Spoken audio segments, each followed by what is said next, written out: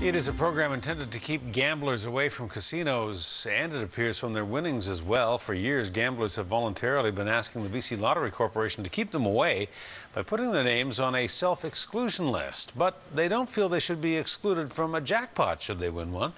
Two men who won more than $77,000 went to court to claim their winnings, and the BC Supreme Court says they have a case. CTV's Joe Perkins has the story. It was a similar slot machine that allowed Mike Lee to hit the jackpot.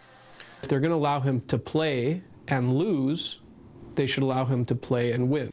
He had won $42,500 but was refused his winnings, all because he was a part of the BCLC's self-exclusion program. Many jurisdictions have set up some form of self-exclusion program.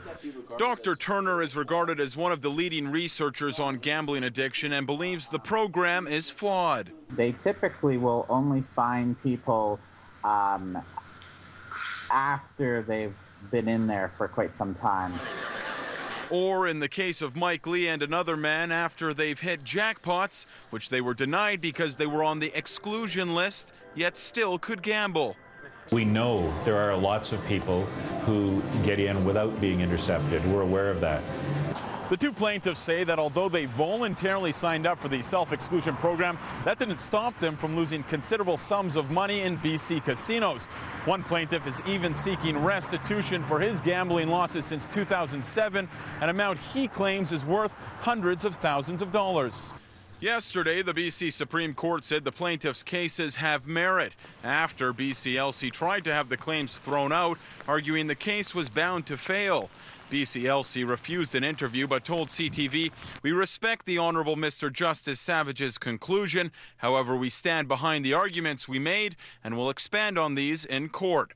Experts in gambling addiction say the situation could have been avoided. There are more responsible gambling features, so prior to the person getting to that point where self-exclusion is an option.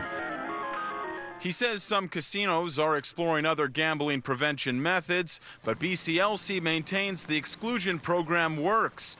A date for a class action certification hearing has not been set, meaning it could be years, if ever, before anyone on the exclusion list gets a payout. Joe Perkins, CTV News, Victoria.